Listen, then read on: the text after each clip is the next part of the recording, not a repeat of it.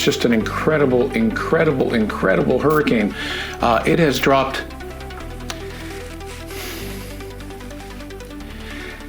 50 millibars in 10 hours.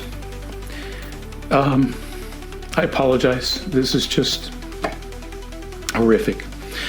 Maximum sustained winds are 160 miles per hour, and it is just gaining strength in the Gulf of Mexico, where you can imagine the winds. The seas are just so incredibly hot. Record hot, as you might imagine. You know what's driving that. I don't need to tell you. Global warming, climate change, leading to this and becoming an increasing threat.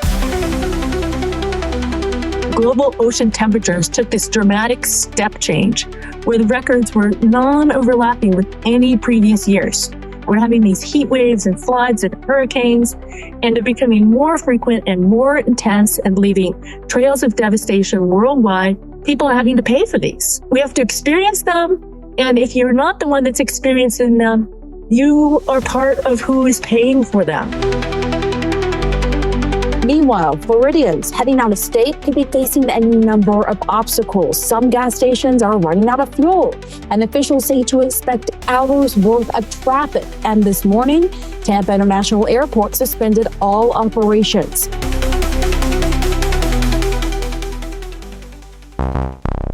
Hello and welcome to episode 232 of the Clean Energy Show. I'm Brian Stockton. I'm James Whittingham. This week, with the Tesla Robotaxi event coming up on October 10th, Brian and I took the opportunity to test out full self-driving beta on his Tesla.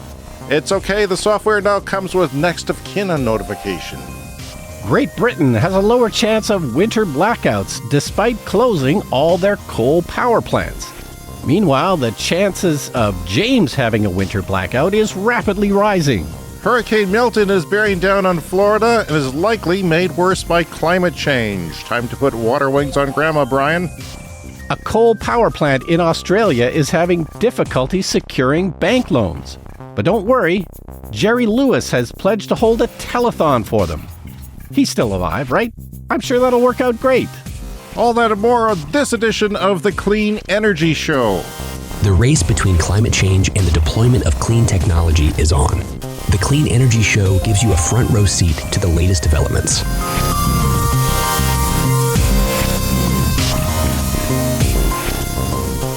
And our hearts go out to people in Florida and those who are evacuating, and we are going to have some information on that later, talking about the difficulties of having a gas car and what people with electric cars do and are doing and should do and will be able to do in the future that will make it a lot better. And of course, we have a lot more stuff on the show that we haven't even been able to preview, but stick around. We'll be getting to it. Yeah, so last week I teased a little bit our rammed earth pilot project. So we started talking about this more than 2 years ago, I think, but I have a cottage property. It's something my parents bought back in the 1960s, and it's a lovely, lovely property. And the cottage itself is just a seasonal cottage, a bit of a shack. So eventually, we were always planning to kind of, tear it down and build something. You always said your dad really proper. Didn't put any money into it. Like he just let it no. go mostly. He did His goal expand was, it initially, but yeah. And that's kind of how people really dealt with cottage properties back then. The goal was to have like a cheap vacation property, like to spend as little money as possible, but you'd have somewhere nice to go in the summers. And it's the place, it's the setting that is the nice part of it. So just have a shelter over your head, basically, and fine. But the place is really falling apart. There's carpenter ants. The windows are all cracked because the building is settling, and it's really no good for winter. There was a furnace, but it stopped working. My dad paid $25 for that furnace about 50 years ago. Wow. New or used? It was used. Okay. Yeah. And, he had some of his relatives install it. He said that they checked the gas lines for leaks by lighting a match and following it along the gas lines. Oh, boy. Yeah.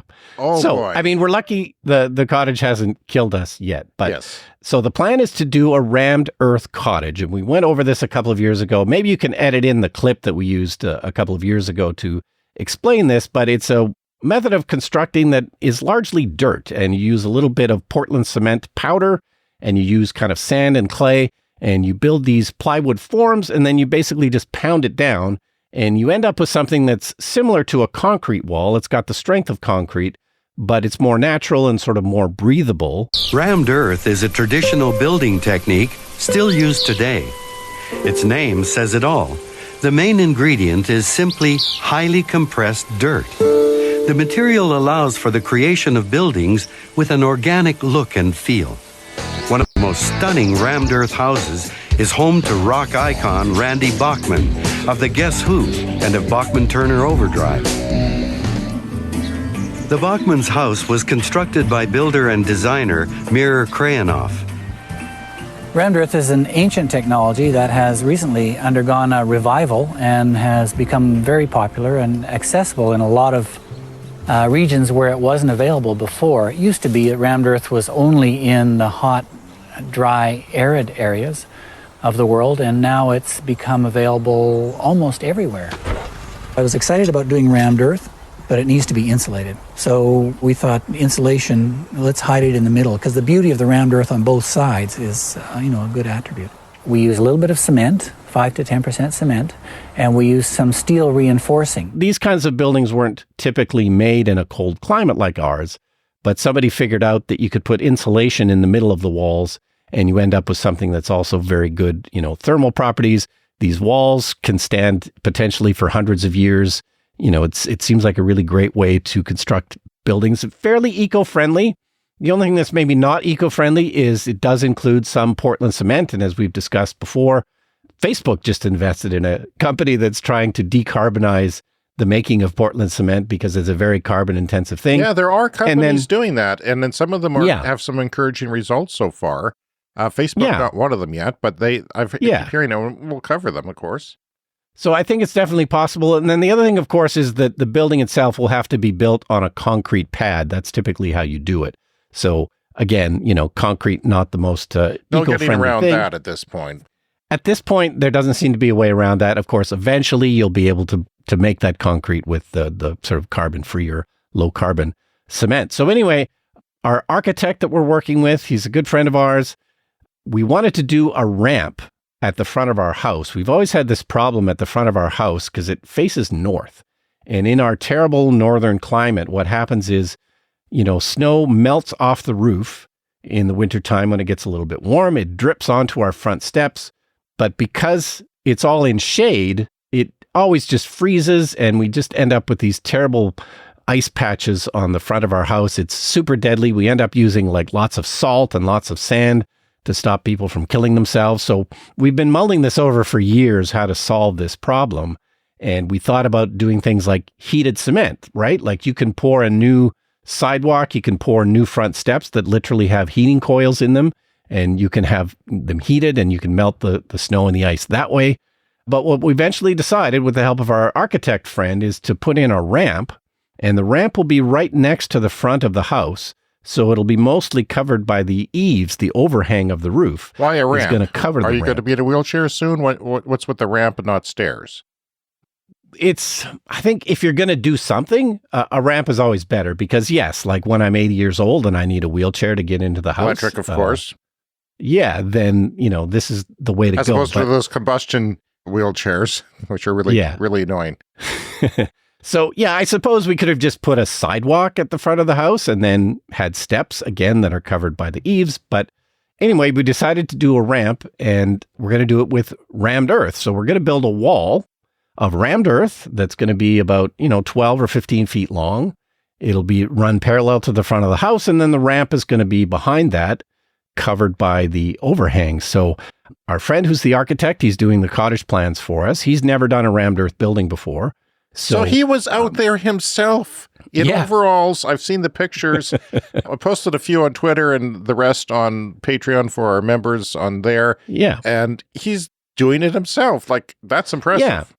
And it's one of the nice things about rammed earth. In many ways, it's a very simple technology. Like you get these materials together of this, the sand, the dirt, and the cement, and you just pound the crap out of it. You make a wooden form first, which he did wonderfully well. I would hire him as a carpenter any day. Yeah. And it just looks perfect. And, it's just, but we use that to hold up the material, and you you create a pattern in it, right? You use different materials to create a pattern?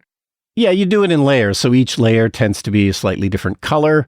And you got to make sure the form is really strong. Like the danger could be that it bows outwards. But he took the first one off. It only bowed like by 1 millimeter or something. So he was super happy with that. But yeah, the problem is there's only 2 or 3 rammed earth buildings in the entire province of Saskatchewan where we live. So there's not a lot of experienced people to do it. So he went out to the West Coast and studied with the masters. This guy is going the extra mile, literally, for you. Well, we gave him other options. We said, well, look, this rammed earth thing, it might be too difficult. Do you want to build the house out of something else? And no, he was set on doing rammed earth. So I did a documentary. He must think, though, that he's going to do this again, right? Not just for you, but this could be a thing now. Yeah, that absolutely, if this turns out well. But maybe even a public building or something large, could do that, and you could call it sustainable and show it off. Yeah. But I made a documentary a few years ago, a short 5-minute film about Joseph Pettick, who's like a famous local architect from around here. And I was able to interview him. And, I talked to him about, he did some really outrageous buildings early in his career in the 50s and 60s. And I just always remember a thing that he says in that documentary, which is, like, I asked him, did you get opposition to these unusual building designs that you're doing? And he said, well, things were different for architects back then. People listened to us. So I think, we need to listen to architects more, and he wants to do the rammed earth. And so I think that's the way to go. So yeah, it seemed like it was going to be too expensive to bring out the guys from the West Coast to build it. So basically that's how far you have to go, because the West Coast is at least a 2-day drive, right? Yeah. It's a long ways away. And that's where the experts are. That's where most of the rammed earth buildings are on the West Coast of Canada. So the plan is, he took the workshop. And so this wall that's going to have a ramp behind it, it's about a 3-foot wall. And that's kind of the pilot project. So he's doing it in 4 sections. The first section is complete. He took the forms off and it looked perfect. Everything was great. The second section has now been pounded and he's still got the forms on it. He's probably going to take those off today. Check that out. And then it's going to have a slight L shape at the end of it. So he's doing a curve. Like it'll be a right angle on part of it, but the inside of the small L is going to have a little curve on it. So I'm not sure how he's going to... bending some... He's going to have to bend some plywood or something like that. Yeah. We're going to find out. But so he's doing the wall in 4 sections. He's doing all the work himself. He's pounding the crap out of it. He doesn't even have an electric. You can get electric pounders that are kind of like pounders jackhammers. Or vibrators. It's like a vibrator. Yeah, I don't know what they call them. But he's just using a cast iron pipe with a little flat part on the end of it, and he's pounding it all himself. And each section takes him about 6 hours to do the pounding for. Wow, he is really dedicated. Yeah. So I'm curious. Do you know anything about the other rammed earth buildings? Like who'd made them in this province? If nobody's making them, was it homemade? I mean, I remember I Googled them a couple of years ago. There's sort of like a farm property. I think there's one house in Saskatoon. So, you can find out who made them, but they're not necessarily people that are doing this full time. So what you would prefer is people who had experience doing this. And yours is going to be the guinea pig project, but at least you're starting on your front step project. Yeah.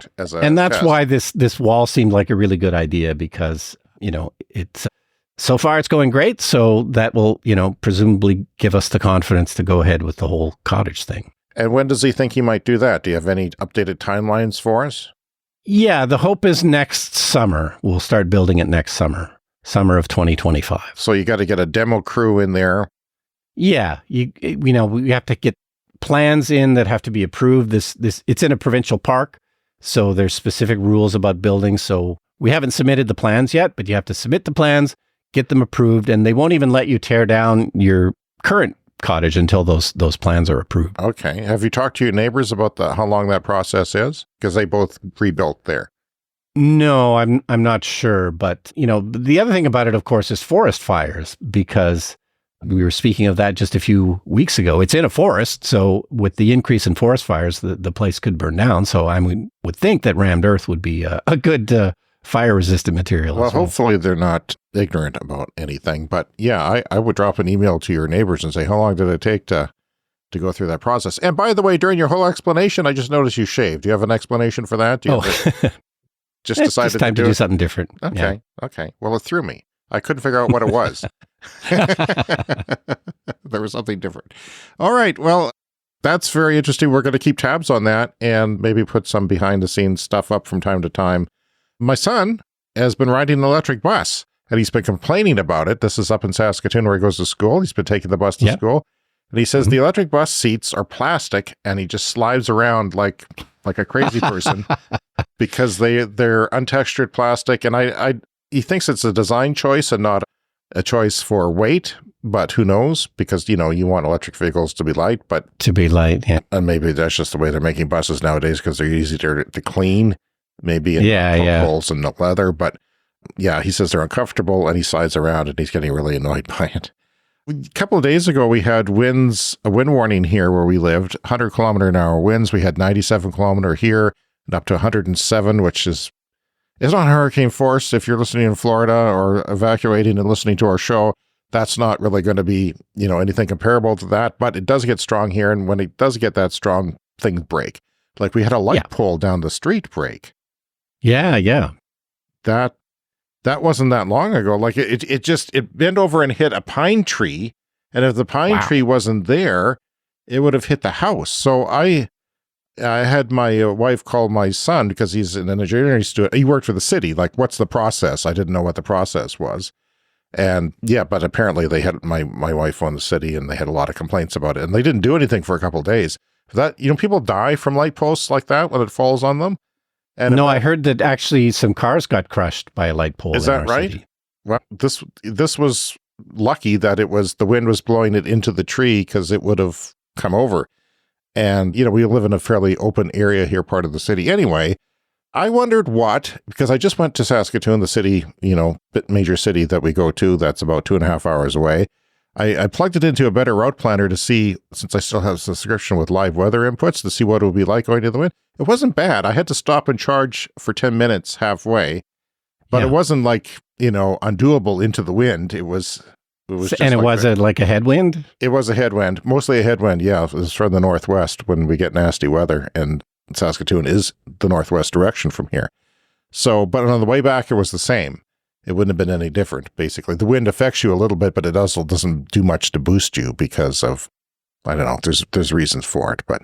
Yeah, well, we discussed it a couple of years ago. There's basically about 30% area, 30-degree area behind the back of your car where if you're getting that tailwind, it helps you. Yeah. But only if it's got to be kind of directly behind you or it doesn't help you. Yeah. But it wasn't hurting, so that was good. I just thought I'd do that.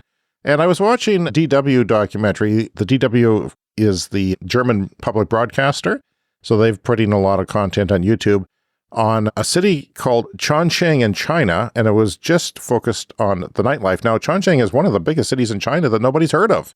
We don't talk about that, do we? Because it's not a manufacturing center.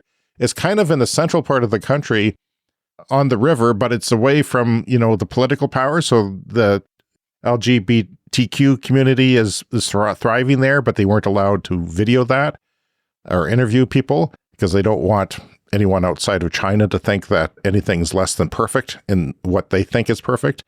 So yeah, and there was a rock band that couldn't be recorded because they criticized the government, but they could exist. Both things could exist just fine.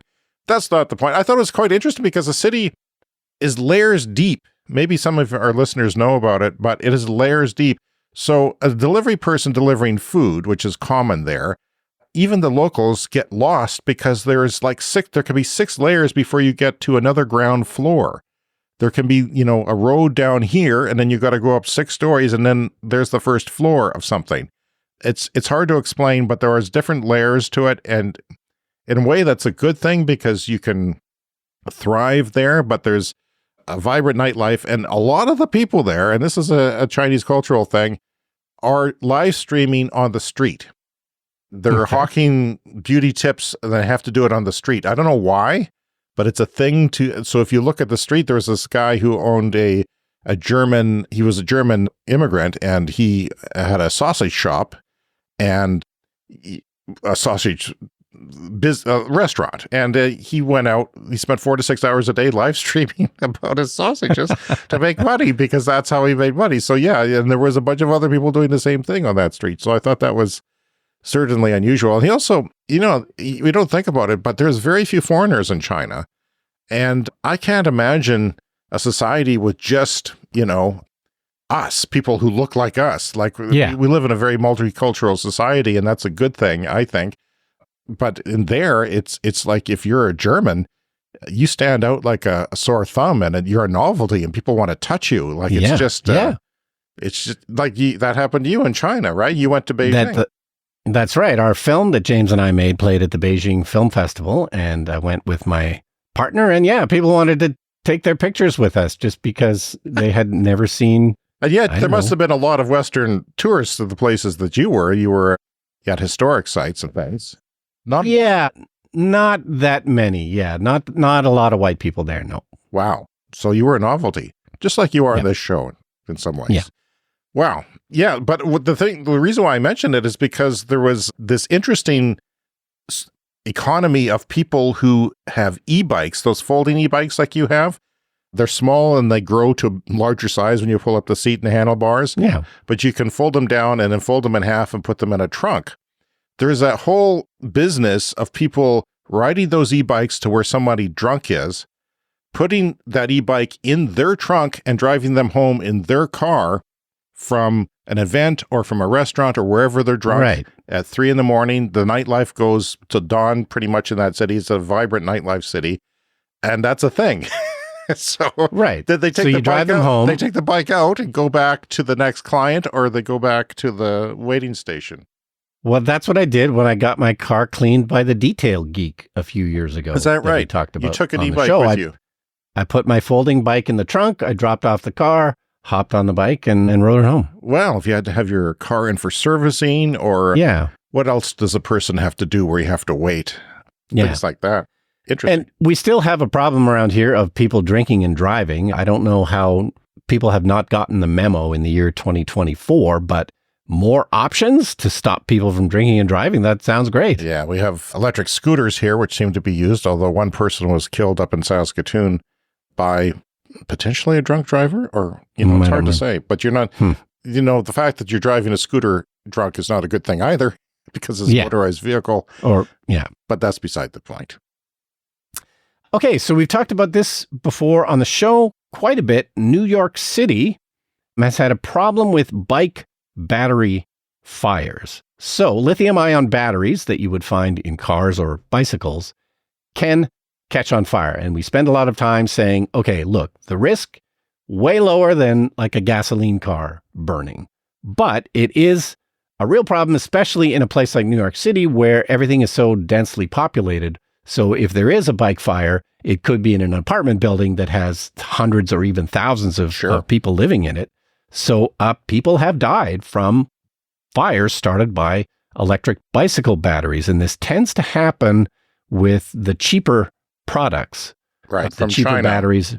Yeah. That are not, you can get a lot of e-bikes and e-bike parts from China at quite a lower rate. But I just want to remind people, if you do have an e-bike battery, they often don't have expensive chargers for them that shut off, that you have to shut them off. Once they are charging, you have to shut them off.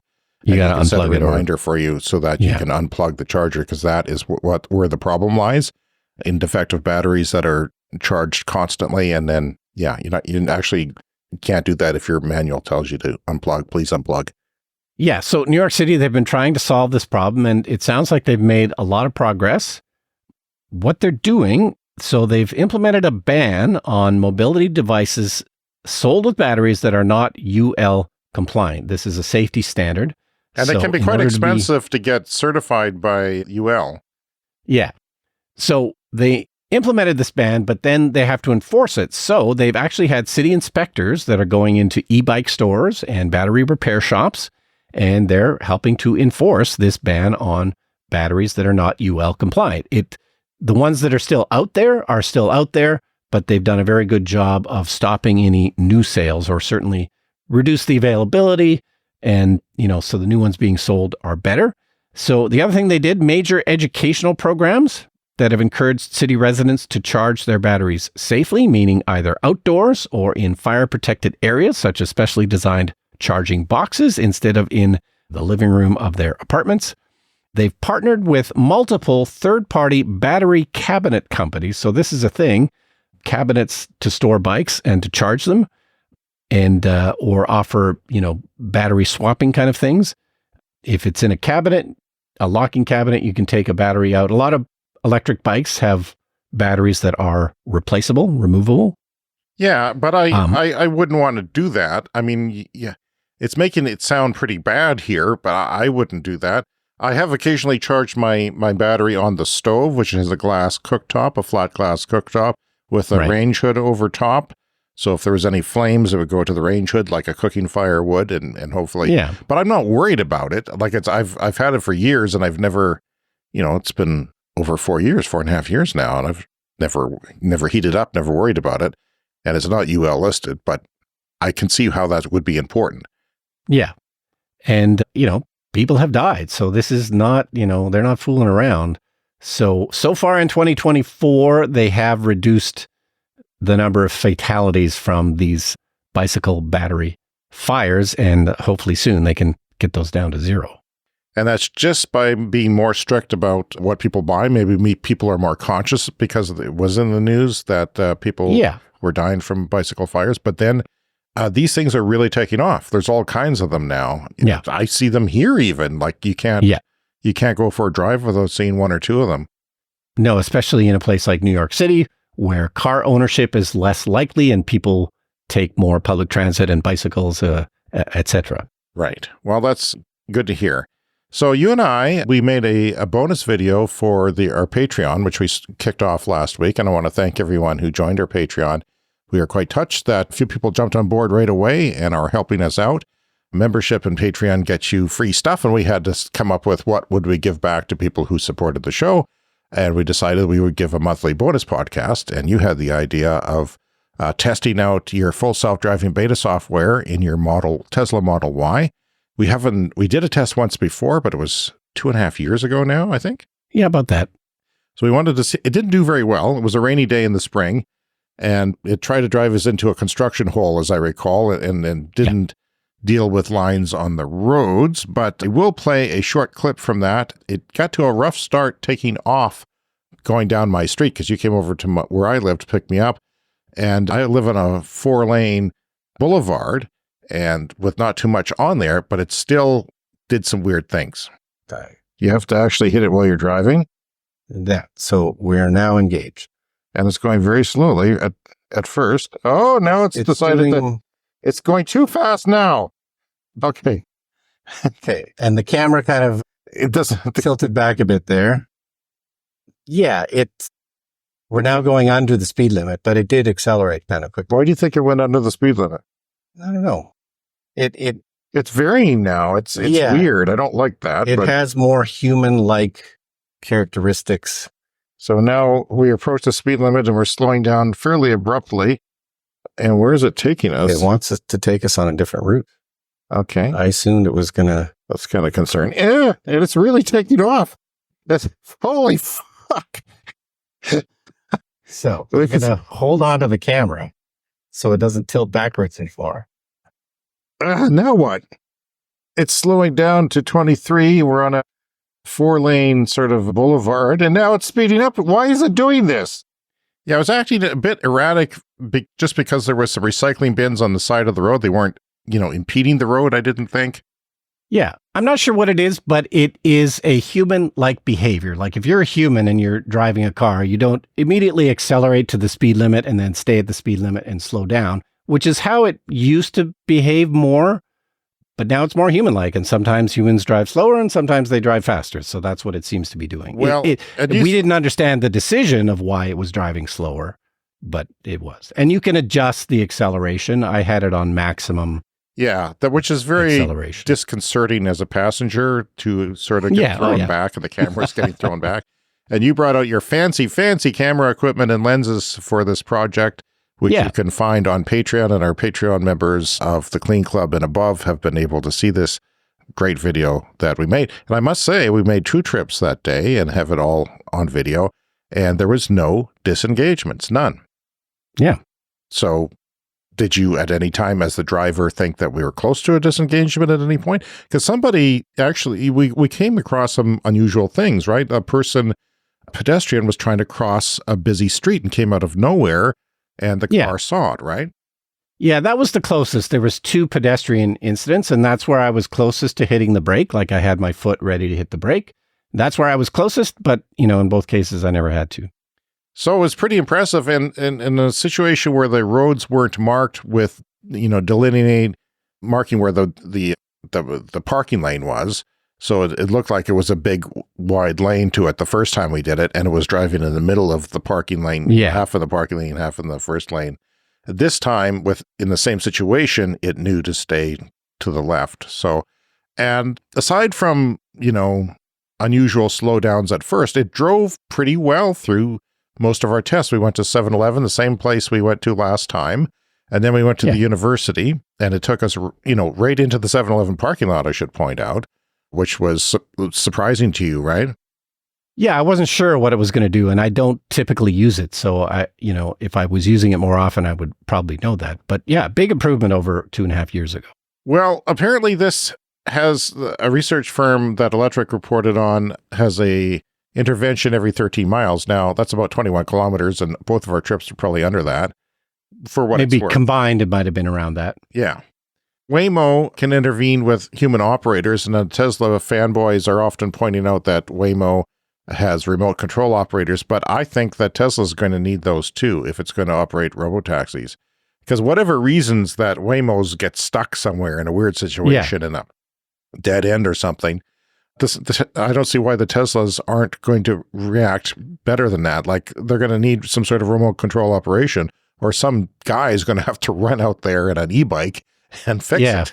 Because we talked about that. It was a couple of years ago. There was a story working on self-driving semi-trucks, and they had worked out this extensive remote control operations center where they could have a room full of people monitoring each truck and trained, like a simulator, like a driving simulator, but with real trucks. Because the Tesla software, they're already connected to the internet all the time. It seems like something they might be able to implement with the software that exists. It has to be live, and it has to be on 5G, I think. And sometimes 5G goes down, and that causes Waymo problems when that happens, when the 5G is interfered with. Well, I do think that's possible, but I think in California, too, like it's a law that if you're going to test self-driving vehicles, you have to have remote control intervention. And, I don't know what it is in other places, but I know that's the law in California. So once they do actually get regulatory approval to start testing robotaxis, and that could be a while, we'll see. Forbes says there's one big problem. Tesla doesn't have a robotaxi system. So if you want to have a robotaxi system, you need an app like Uber, and Uber has been refined over almost 15 years now, and it works very well. Waymo, that is the Google affiliated company or sub-company that is doing the biggest progress in North America on self-driving and has 100,000 passengers per week driving in vehicles without a driver. He says, this commentator in Forbes says it's not even close. While some reviewers have effused their admiration for Tesla's ability to complete entire trips without needing intervention, it can only do this a few times in a row. And that's where Waymo was around 2014.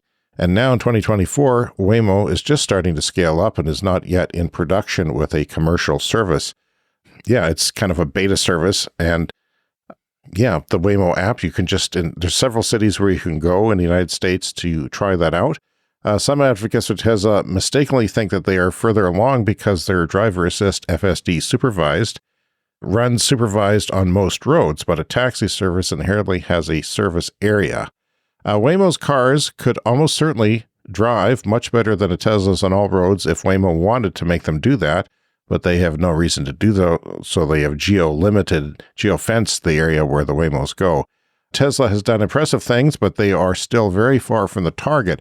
And we talk about this because on Thursday, it's Tuesday when we're recording this, Thursday there's the big Robotaxi reveal event, so we don't know what's going to happen there, if it's just a vehicle, or if they're going to talk about their service, their software, what's going on with it, or what their timelines are maybe for getting regulatory applications in to actually test this without a driver. A working robotaxi has to travel with no supervision and do Tesla's complete drive 50,000 times in a row, as Waymo does, not just a few times in a row. Waymo, like I said, is doing 100,000 paid driverless rides per week now. And they are getting stuck. There's been instances of it, blocking a fire station. That's bad. But at least, the Waymo operators can, overtake the car. Uber users in Austin and Atlanta will be able to hail Waymo robotaxis through the app in early 2025. So Waymo is partnering with Uber to use their excellent, app that has been developed over 15 years in the way that riders like to use it. And, it's sort of been updated to what the riders' preferences are. Let's dip into the mailbag. Chuck sent us a note again about the European Union moving towards increasing tariffs on Chinese-made EVs. Bloomberg writes that EU countries voted on Friday to impose the tariffs, with 10 member states in favor, 5 against, and 12 abstaining. So that's actually a lot of abstains. So they didn't want to annoy the Chinese? Annoy the Chinese because they had big deals with them. And yeah. So the Chinese Ministry of Commerce said the tariffs will rattle the confidence of Chinese enterprises investing in Europe. The proposed duties on EVs built in China are up to 45%, but it's still a lot less than 100% we have in North America and Canada and the United States. They would cost car makers billions of dollars to bring cars into the European bloc, and are set to imposed next month for 5 years. The Commission, which oversees the bloc's trade policy, has said the tariffs would counter what it sees as unfair Chinese subsidies after a year-long anti-subsidy investigation. And, I've got a story in the lightning round about how much, the United States is subsidizing electric car manufacturing. So it's pretty shocking. We'll get to that later. It said on Friday, however, that it would continue talks with Beijing. And that story was from The Guardian. A link will be there for you. We do love to hear from our listeners. Brian, please contact us by email, cleanenergyshow@gmail.com, or leave us a voicemail at speakpipe.com/cleanenergyshow. And, you could become a Clean Club member, and the links are in your show notes, and get special material and early access. Okay, so this is from Energy News Network. Good news for heat pumps in Massachusetts. The public utility regulators in Massachusetts have ordered utilities to adopt a special electricity rate for people who heat their homes with a heat pump. So this is going to be a seasonal rate. One of the barriers to adoption of heat pumps is that if you're in a place where the electricity is kind of expensive and the natural gas is kind of cheap, well, guess what? It will cost you more to heat your home with a heat pump, and that's what I'm experiencing here. But I was expecting that, and in a frigid place like this, it would be difficult to make it cheaper than natural gas. That's at least because right now. The heat pump only works to a certain temperature, and then it becomes inefficient electric heating. Yeah. And a backup resistive heater. So what they considered was just a lower rate on everything, including, there are people that have just regular resistive electric heaters in their homes to heat them, and those are very inefficient. But there's 20% even around here, I heard, a stat, which doesn't make sense because it gets down to -40 here. And that would be very expensive. Our cottage has the $25 furnace that my dad bought, but then we also have electric baseboard heaters in a couple of the rooms to try and, because there's basically no insulation to try and help that out. So that's one thing. Some people have them as kind of supplemental heat in if a certain room gets cold. So they had thought about including everybody, but instead they made it specifically to do with heat pumps. People with heat pumps get this rate because they want to encourage heat pumps. They don't want to encourage people using resistive heat because that's so inefficient. So this is similar to a plan approved for the utility Unitil. That's a smaller utility that serves 100,000 people. They got a similar plan approved. So this one is for a larger utility, 1.3 million households in Massachusetts. And they're going to get a lower seasonal rate if they use a heat pump. So this is only going to be for the winter. The rates will return to normal in the summer. So if you're using that same heat pump to cool your house, you won't get the same break. Well, it's the first time I've heard of something like this. It seems like a good idea. Yeah. Yeah. And it's it is a big mental barrier to realize, oh crap, if I do the clean energy thing and move to a heat pump instead of natural gas, it's going to be expensive up front and it's actually going to cost me more on a monthly basis. That's a hard pill to swallow, and it's going to just depend on where you are. In many, many places, the monthly bill is just going to be lower with a heat pump anyway. Like natural gas isn't always cheaper. On the West Coast, particularly, like Washington State and British Columbia here in Canada, I think heat pumps are a great idea. It doesn't get super cold, and it will be cheaper than heating your home with natural gas. Yeah, and most of the population of Canada lives in a place where heat pumps are perfectly good to use in that area, right? But I wonder about the prairies of Canada where we live, where, you realize that your heat pump can't keep up, and it becomes, the electric furnace kicks in and it's inefficient. But yet, there's going to be a change in government, but we do want heat pumps to come in and have clean electricity, which we're not doing where we live, stupidly, but the option is there to do it and to heat with heat pump technology. And that would be one way to get people to do it. As heat pumps improved, they are now working at colder and colder temperatures. I worry that they're not going to work on too much development because not too many people live where we live. But I'm hopeful. So my best estimate, I think it's going to cost me $600 more per year to heat my house than with natural gas, about $600, like each sort of cold month, another kind of $50 a month. So, I decided to go ahead and do that. But if there was some kind of a break on my electricity bill that saved me about $600, then yeah, that would be great. So you live in a 60-year-old house or so, and it's had not great insulation. You've tried to upgrade it the best you can. Are you still working on that? You still? Yeah, we've done lots of upgrades, particularly in the ceiling. We should do more and could do more, but it seems to be enough for now. Okay. Well, there is a hurricane heading towards Florida. Hurricane Milton was briefly a Category 5, and as we record this, it is a Category 4. It is, I think, going to hit Florida as a 4 or even a 3, but it is a massive hurricane, and it has pointed itself right at the Tampa area, last we heard.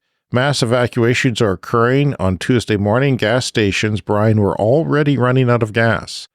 And you have basically another 24 hours before you have to definitely get out. And already they're out of gas because they're hoarding the gas, even the people who are not leaving. So you live in a high rise. You just want to make sure you have gas. It's just like the toilet paper thing. Everybody's hoarding it who doesn't even need it necessarily. So yeah, 1,000 gas stations had run out of gas as of 11 a.m. Eastern. That's what CNN was reporting. 1,000 Florida gas stations have run out of gas, and I'm guessing that they're all in the same area. They're not down to Miami where there's not much of a fear of anything happening. So I have a clip here, and I'm going to play it. It includes a Uber driver talking about it and a bit of a news report. In addition to those evacuations, folks are also dealing with stocking up on things like gasoline, supplies that they need. And this is what folks in areas there along the Gulf near Fort Myers are dealing with. You're seeing those long lines at the gas stations, and look at the shelves inside this Walmart. All right, guys, there's no gas in Lakewood Ranch. This is scary. All right, guys, so I'm looking on the Uber app, and there's like really high paying rate right now.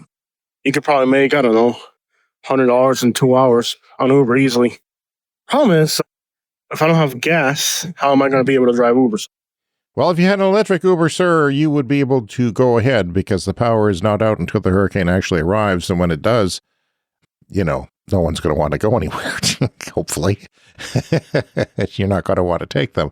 And electric Ubers are becoming a lot more common. And there's programs from Uber to actually electrify their fleet, right?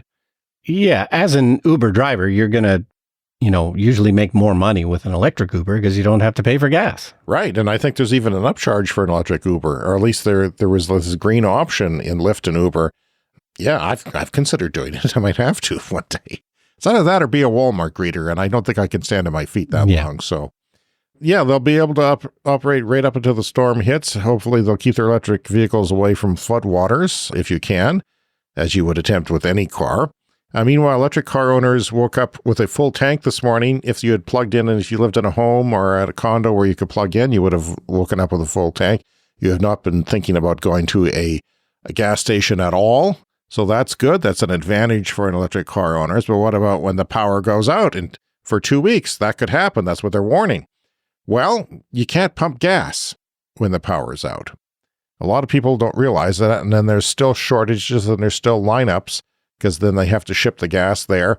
And now some gas stations have been told to put in generators, backup generators, so they'll need gasoline for that, and then they run out, and that could be a problem.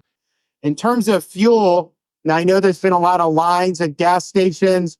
You obviously have an inordinate demand for fuel, much more than would typically happen.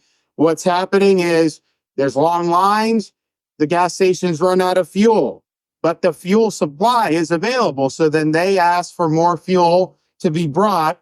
And so what we're doing is we've authorized Florida highway patrols to escort with the siren so they get there quicker, major fuel trucks. So we've had 43 fuel trucks that have already been escorted by Florida Highway Patrol to deliver fuel to stations, particularly in the anticipated impact area. We're also working with companies like Circle K, Gate, Racetrack, Wawa, Shell, and Walmart to ensure fuel trucks are working 24/7 to keep fuel delivered as it comes into our ports. In the future, I believe that you'll be able to power your home with your EV. I mean, that's already starting with programs from Ford and others, basically vehicle to home, where you can plug in your electric vehicle, say a pickup truck, and power your home for a week or two if you are efficient at it. And even if you run out, you could possibly be able to drive to a location that you've determined has power and charge up and bring that power back home to your house and run your refrigerator again when that happens. Tesla Charging, this is the X/Twitter account of Tesla Charging. They've put out a post on the hurricane, Milton. It says, if charging at home, charge to 100%. The live status and availability of superchargers are in the vehicle's touchscreen or the Tesla app. So if, chargers are going to fill up, that's going to be a problem, especially for people evacuating. So you can see that and see where maybe the slower or more free Tesla chargers are. Access types for other EVs are on the Find Us map. So if you're, driving a non-Tesla, you can now charge up at a Tesla charger if you have Ford or Rivian or GM. Pre-hurricane, we are focused on uptime of superchargers.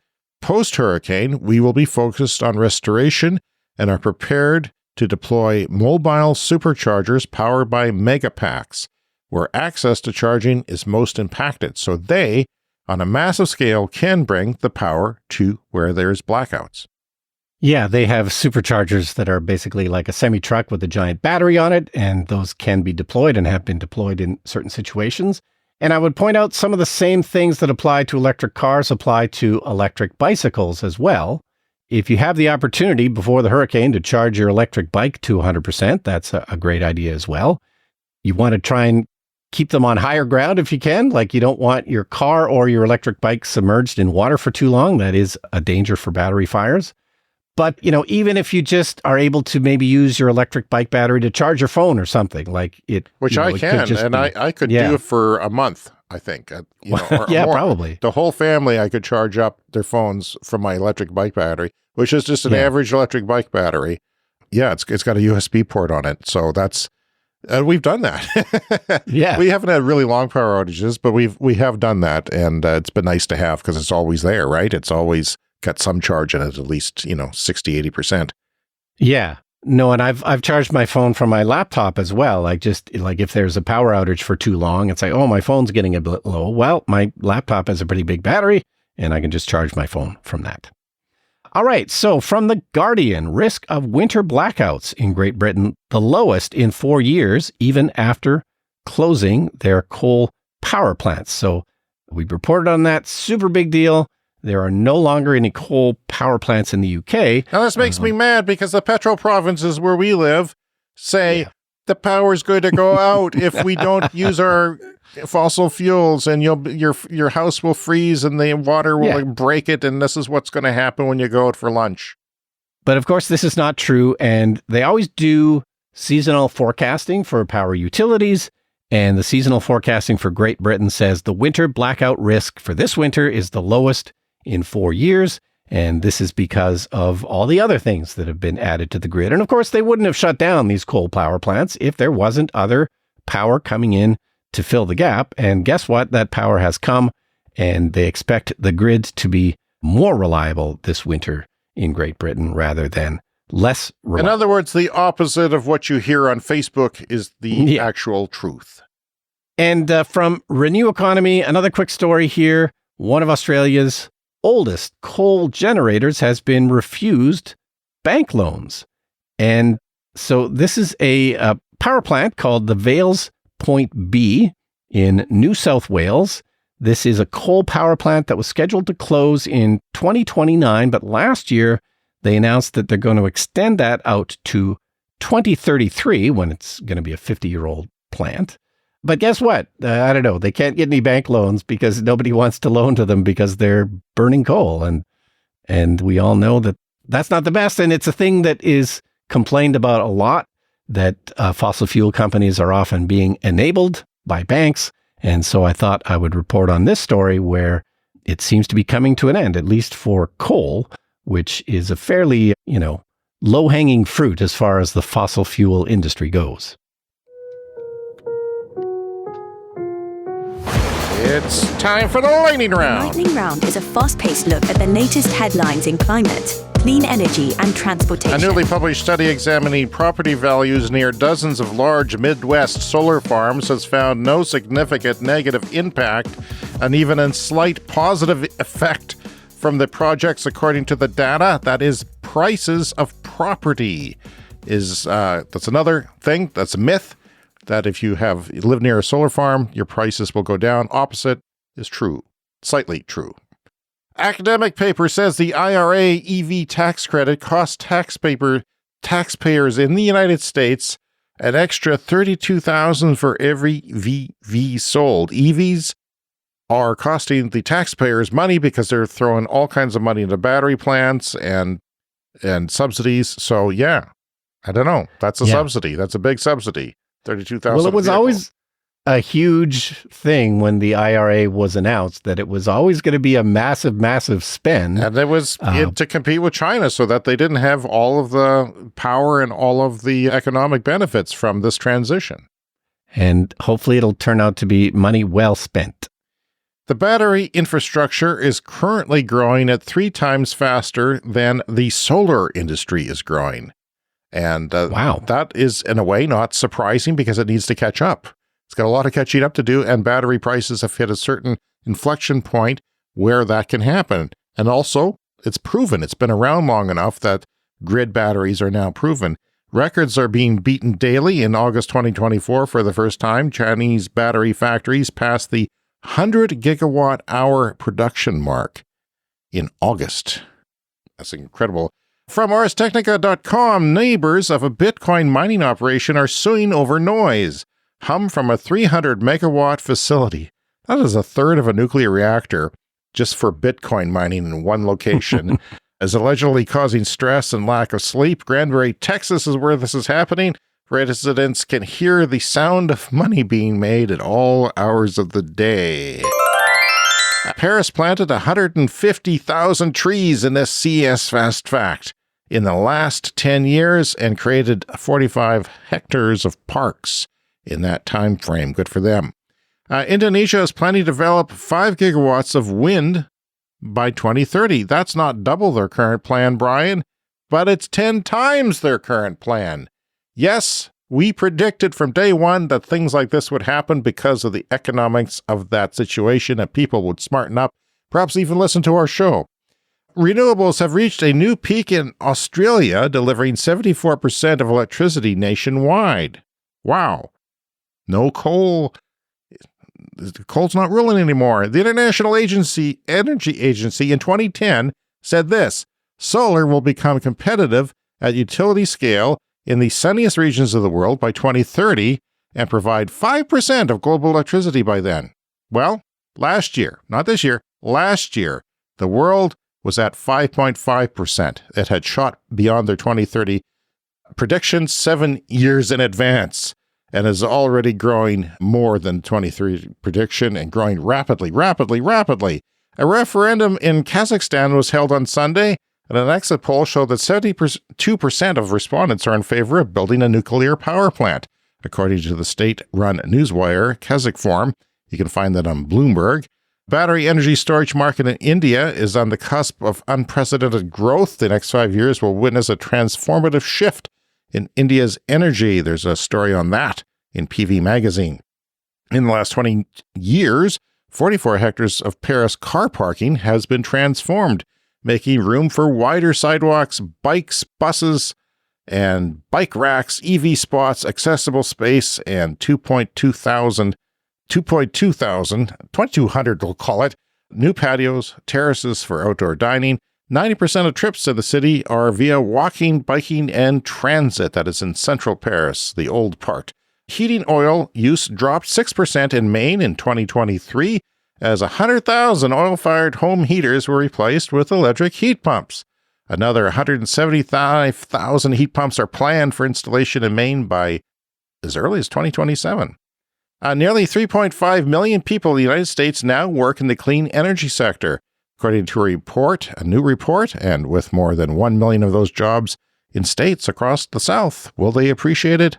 I don't know. And finally this week, a major new report on what the authors describe as the world's vital signs are being published in the journal Bioscience and presents a grim picture of where the planet is headed. The assessment was prepared by some of the world's top climate scientists and builds on a previous analysis backed by more than 15,000 scientists. Entitled the 2024 State of the Climate Report, Perilous Times, the assessment found that 25 out of 35 of the measurements used to track the planet's climate risk, from ocean temperatures to tree cover loss, are at record levels. Quote, "We are on the brink of an irreversible climate disaster," the authors wrote. "This is a global emergency beyond any doubt." But, Brian, at the same time, the report also found surprising signs of progress that experts say point to a path forward. Glimmers of hope. There are signs of progress. What did you see there? Well, they're talking about things that are going up and things that are going down. And what's going down is the forest loss in the Brazilian forest. So that is some progress, according to the authors of this report. They're also saying that there is an increase in solar and wind energy consumption. Here's more on why that's a positive sign right now. You're absolutely moving in the right direction. It is so heartening. We are certainly in progress. We are undergoing the energy transition. I believe that it will happen. I believe that it will help, and people just need to know that what they're doing is helping. Yeah, so positive signs there in that climate report in spite of the doom, and it's all because of everything we talk about on this show, Brian. Sure. I mean, I won't take responsibility for it personally, but there are a lot of good things happening, and I love ending the show on a positive note like that. So that's it for this week. You can contact us, cleanenergyshow@gmail.com. Around social media, we're Clean Energy Pod. And there are videos of the show on TikTok and YouTube, including sometimes special content not featured on the podcast. And special thanks to our Patreon supporters, our members of Clean Club and Clean Club Plus and Clean Club Executive. Get their names mentioned on the show from time to time. We'll start that next week. If you're listening, we will do a shout out to the Clean Club Executive members frequently and the Club Plus every month. So, we're also putting special material, including that beta test of the software for Tesla self-driving. That's up there in spectacular Brian Vision technology. Yep. Shot with real CinemaScope anamorphic lenses. It's just crazy. It's just crazy. It's too good. It's too good is what it is. Yeah, so rate and review us on Apple Podcasts or Spotify. Thanks to the Clean Club Executive Mentor, Green Bastard, for supporting us on Patreon and giving us money every month. We're going to do a shout out to you this week. And all the other members will have a credit in our YouTube podcast. If you're watching on YouTube, there it is right now. Yeah, so thanks everyone for supporting us on Patreon, and we'll see you next week. See you next week.